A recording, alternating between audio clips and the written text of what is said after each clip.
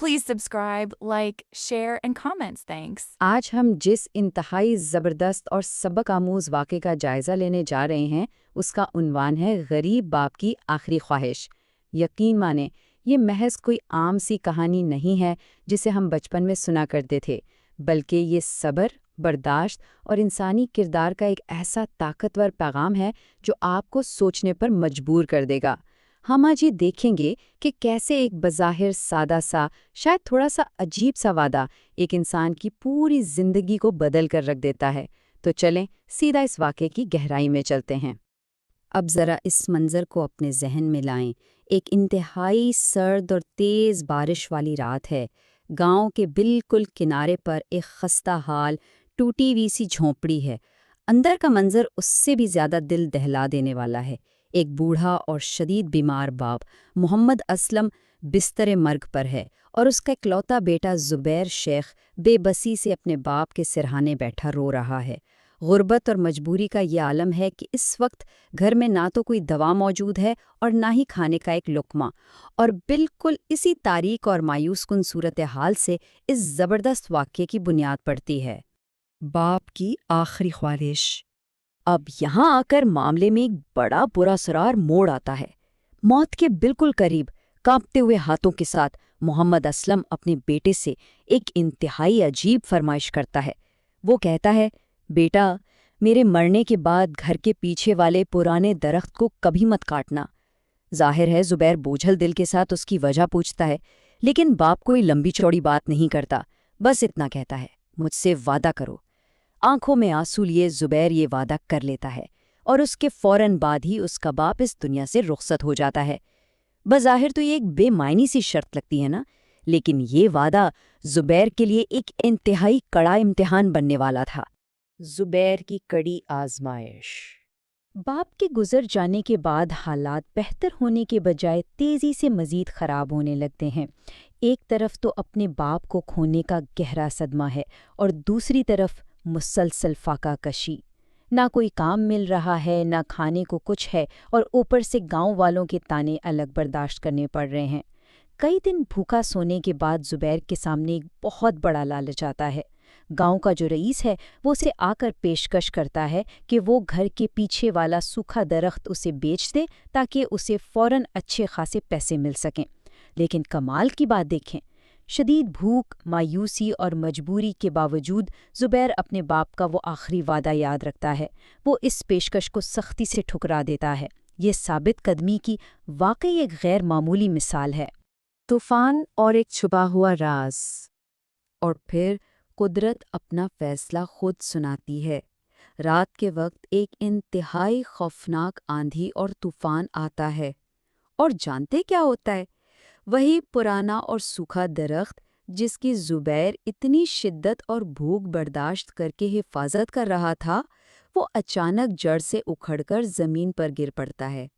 اگلی صبح جب ایک خوفزدہ اور پریشان زبیر باہر نکل کر اس گرے ہوئے درخت کی جڑوں کا معائنہ کرتا ہے تو اسے مٹی کے نیچے کچھ ایسا ملتا ہے جس کی اس نے کبھی خواب میں بھی توقع نہیں کی تھی۔ مٹی کے اندر ایک پرانا صندوق دبا ہوا تھا۔ صندوق میں رکھا پیغام۔ اب آپ سوچ رہے ہوں گے کہ اس صندوق میں یقیناً دولت ہوگی جو اس کی ساری غریبی دور کر دے گی۔ جی ہاں، صندوق کے اندر قیمتی سونے کے سکے تو موجود تھے، لیکن ان سکوں کے ساتھ ایک اور چیز بھی تھی جو شاید اس سارے سونے سے کہیں زیادہ انمول تھی۔ وہ تھا محمد اسلم کا اپنے ہاتھ سے لکھا ہوا ایک آخری خط۔ یہ صرف کوئی وراثت یا ترکہ نہیں تھا، بلکہ ایک باپ کا اپنے بیٹے کے لیے ایک بہت بڑا عملی سبق تھا۔ ذرا اس خط کے الفاظ پر غور کریں۔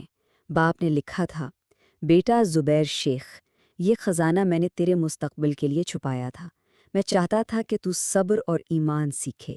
اگر تو لالچ میں آ کر درخت کاٹ دیتا تو یہ خزانہ کبھی نہ ملتا۔ یعنی اس صندوق کا اچانک مل جانا محض کوئی اتفاق نہیں تھا، یہ دراصل ایک باپ کا بہت ہی سوچا سمجھا ماسٹر پلان تھا۔ وہ اپنے بیٹے کو عارضی لالچ کے بجائے صبر اور برداشت کی طاقت سکھانا چاہتا تھا، جسے ہم آج کل کی زبان میں ڈیلیڈ گریٹیفیکیشن کہتے ہیں۔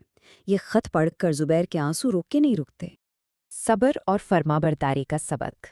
اگر ہم اس پوری صورتحال کا بغور جائزہ لیں تو زبیر کے سامنے واضح طور پر دو ہی راستے تھے۔ پہلا راستہ بہت آسان تھا، لالچ کا راستہ۔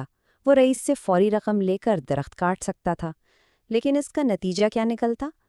وہ ہمیشہ کے لیے اس اصل خزانے اور اپنے باپ کے اس قیمتی سبق سے محروم ہو جاتا۔ اس کے مقابلے میں دوسرا راستہ بے حد کٹھن تھا۔ وہ تھا صبر اور ایمان کا راستہ۔ اس نے بھوک برداشت کی، تانے سنے، لیکن اپنا وعدہ نہیں توڑا، اور اس کا نتیجہ یہ نکلا کہ اسے صرف سونے کے سکے ہی نہیں ملے، بلکہ اسے ایک اعلیٰ اور مضبوط کردار بھی وراثت میں مل گیا۔ یہ ہمیں صاف بتاتا ہے کہ مشکل راستہ بالآخر سب سے بڑا انعام لے کر آتا ہے۔ دیکھیں، عام طور پر ہم صبر کا مطلب یہی سمجھتے ہیں کہ بس حالات کے ٹھیک ہونے کا خاموشی سے انتظار کیا جائے، لیکن یہ واقعہ ہمیں صبر کی ایک بالکل ہی مختلف اور بہت گہری تعریف سکھاتا ہے۔ یہاں صبر کا مطلب ہے سخت مشکلات کا ڈٹ کر مقابلہ کرنا، بھوک اور تانے برداشت کرنا، اور اس شدید ذہنی دباؤ کے دوران بھی اپنے اصولوں، اپنے ایمان اور اپنے وعدوں پر سختی سے قائم رہنا۔ یہ اس غیر متزلزل یقین کا نام ہے کہ آپ کی سچی فرمانبرداری اور ثابت قدمی کا صلہ ایک دن آپ کو ضرور ملے گا۔ اب اس سارے جائزے کے اختتام پر میں چاہوں گا کہ ہم سب ایک لمحے کے لیے اس سوال پر غور کریں۔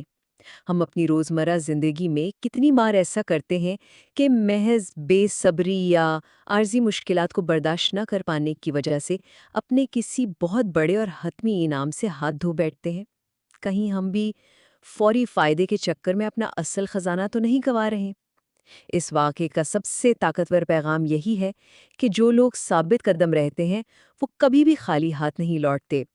ظاہری خزانوں سے کئی بڑھ کر کردار کی پختگی ان کا اصل انعام ہوتی ہے۔ اس معلوماتی سفر میں ہمارے ساتھ رہنے کا بہت شکریہ۔ امید ہے اس سے آپ کو کچھ نیا سوچنے کا موقع ضرور ملا ہوگا۔